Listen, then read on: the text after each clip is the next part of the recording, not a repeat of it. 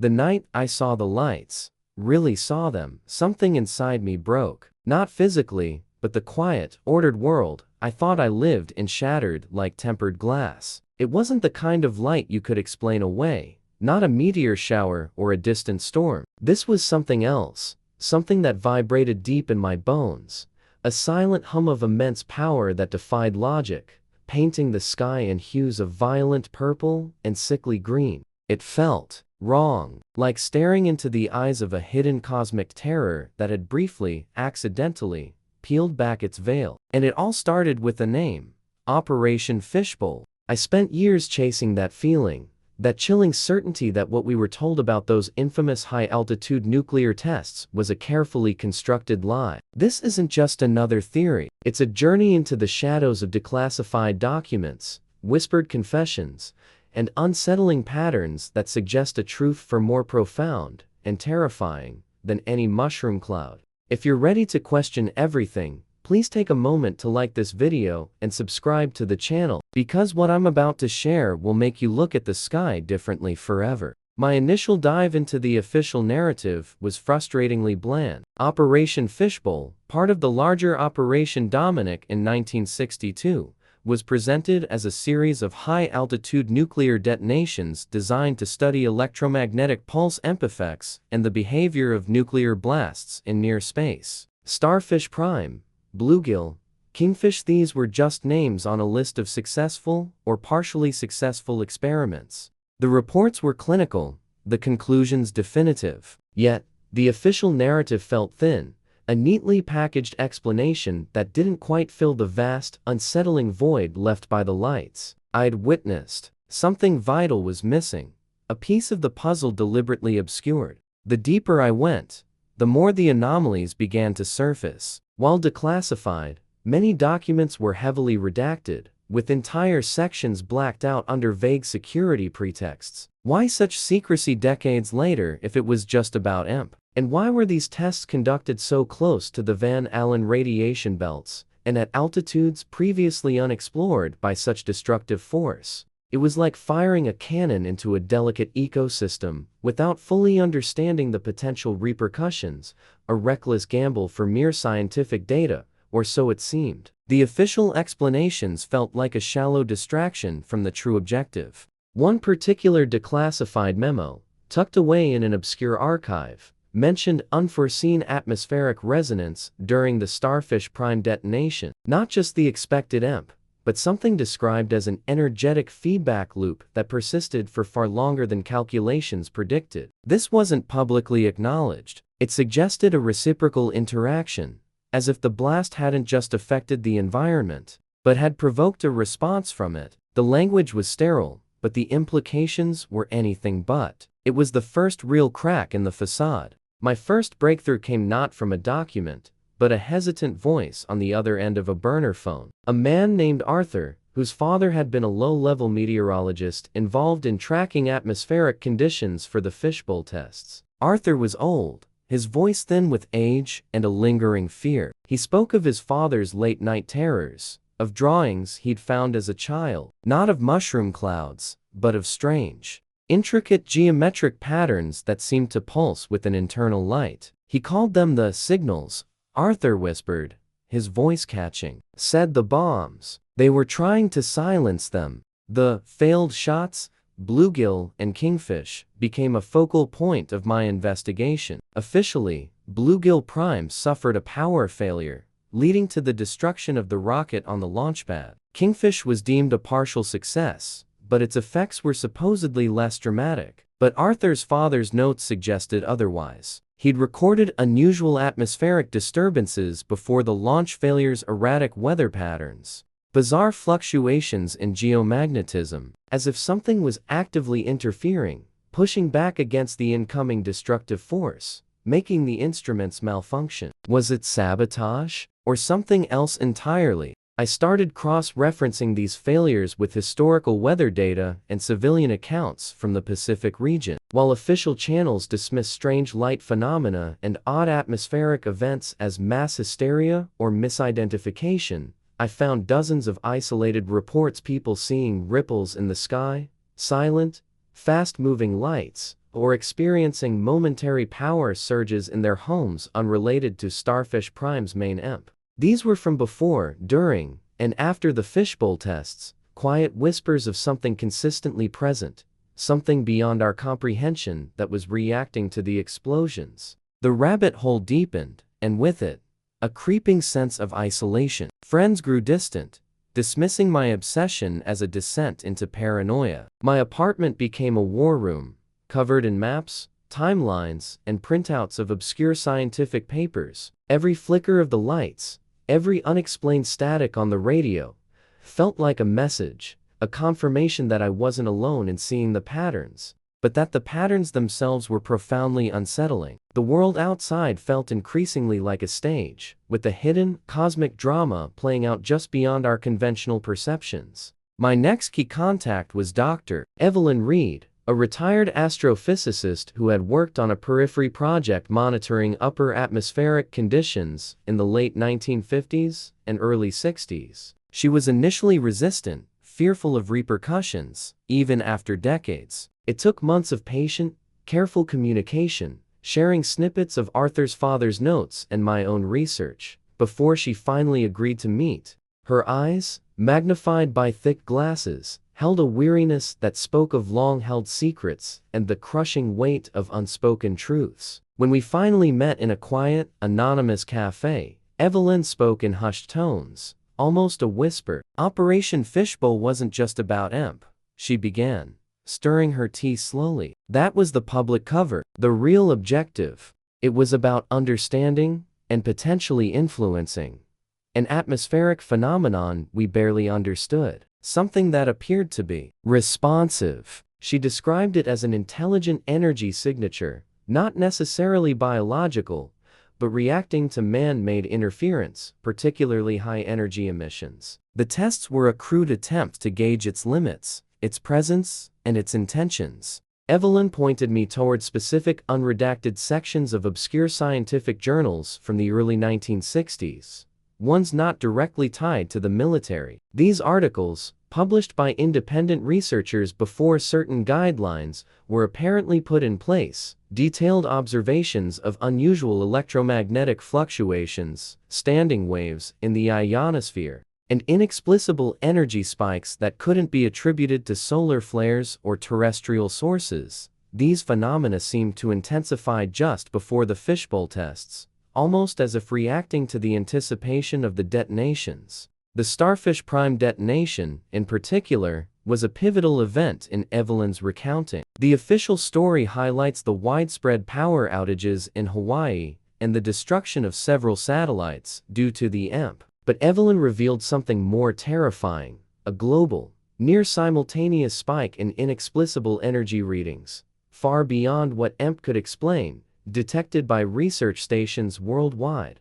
It was as if the blast had reverberated through an unseen medium, amplifying or disturbing a pre-existing energetic field that encompassed the entire planet. It wasn't just an effect on our systems, she explained.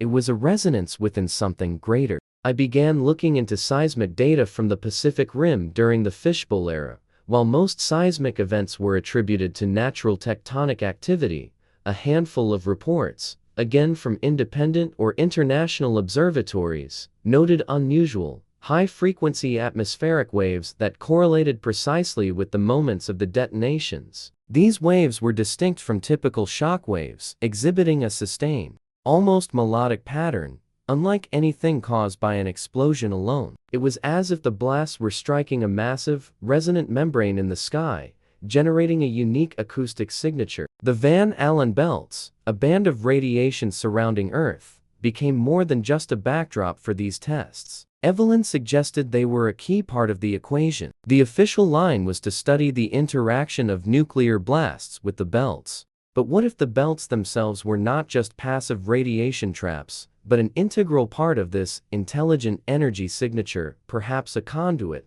a protective layer, or even a living, energetic entity? The blasts, she theorized, were an attempt to penetrate or disrupt this natural barrier, to see what lay beyond or within. Eyewitness accounts of unexplained aerial phenomena around the test sites took on a terrifying new context. Sailors on nearby ships reported silent, fast-moving lights darting erratically in the upper atmosphere before the detonations. Some described them as blips of light or streaks of pure energy that seemed to be actively observing the test preparations. These weren't the nuts and bolts UFOs of pop culture, but something far more ephemeral, more elemental. They weren't visitors, they were residents. The sheer audacity of the cover-up began to weigh heavily on me. The meticulous effort to control the narrative, to dismiss anomalies, to discredit anyone who dared to question. Why go to such lengths if it was just about a scientific experiment? The motive, I realized, was profound. Admitting that we were not alone,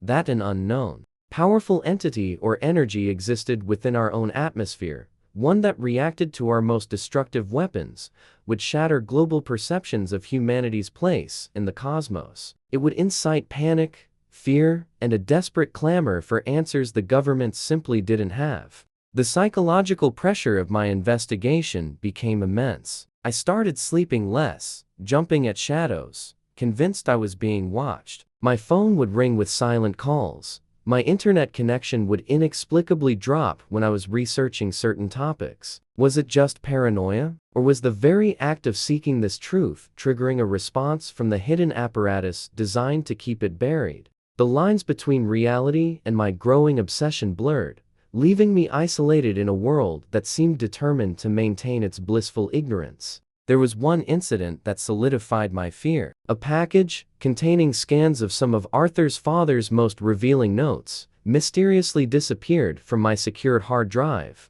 leaving no trace. Moments later, I received an anonymous, untraceable email with a single, cryptic image attached. A blurred, grainy photo of a specific landmark near my home, taken from a distance. It wasn't a threat of violence, but a chilling message. We know where you are. Stop. It was a cold, calculated warning, proving that my pursuit of this truth had placed me on a very dangerous radar. The pieces finally clicked into place. Operation Fishbowl wasn't a scientific endeavor in the conventional sense. It was a desperate, brute force attempt by a technologically nascent humanity to understand, manipulate, or deter an unknown, powerful presence. Not an alien invasion force from distant stars, but something far more unsettling. An ancient, perhaps even indigenous, energetic phenomenon or entity that had coexisted with us, unseen, for millennia within Earth's own upper atmosphere and near-space environment. The nuclear detonations were the only tools they possessed powerful enough to interact with it on a significant scale. This something wasn't biological in the way we understand life, but more akin to a vast, sentient energy field capable of influencing electromagnetic phenomena,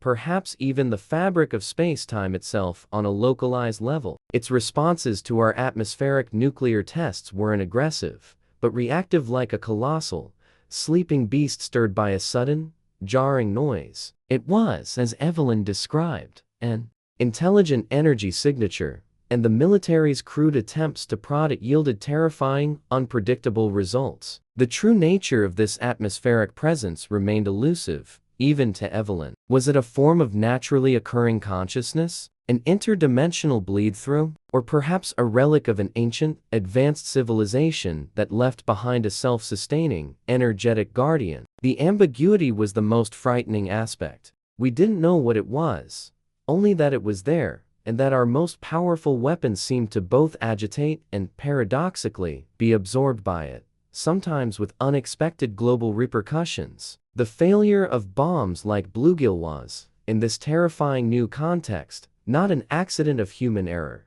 but a demonstration of this entity's resilience, its active countermeasures. It wasn't just absorbing the impact, it was pushing back, subtly disrupting the launch mechanisms, causing malfunctions, almost defending itself from the violent intrusions. This wasn't a test, it was a cosmic boxing match, and humanity, with its primitive nuclear fists, was barely holding its own. The chilling realization that washed over me was this: we weren't just testing bombs. The bombs were being used as a crude, desperate means of communication or confrontation with an intelligence beyond our comprehension. And the results of that desperate gamble were inconclusive at best, potentially catastrophic at worst. We had effectively declared war on an unseen, ununderstood entity, one that had quietly existed alongside us, and its reactions were profoundly unsettling, perhaps even actively shaping our world in ways we still don't grasp.